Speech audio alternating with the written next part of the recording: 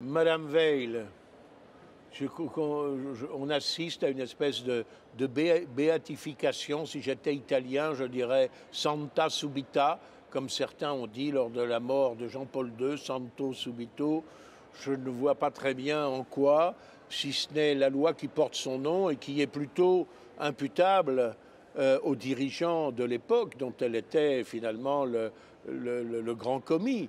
Je pense au président de la République de l'époque, Giscard d'Estaing, et au Premier ministre Jacques Chirac, qui ont imposé cette loi contre d'ailleurs la volonté de leur majorité.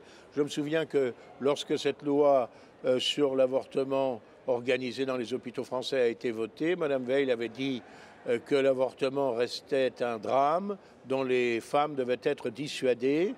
Mais aujourd'hui, le fait de vouloir dissuader une femme d'avorter ou de lui conseiller de garder son enfant, c'est devenu un délit. Voilà, chercher l'erreur.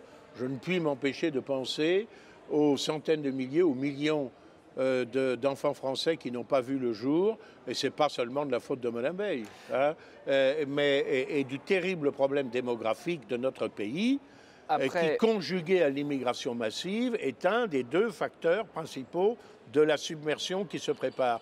Alors, ce déficit démographique, il est, à mon sens, le premier problème social français. Le premier. Alors, on va en parler. On peut revenir du chômage, on peut revenir de la désindustrialisation, on peut inverser le courant des délocalisations, etc.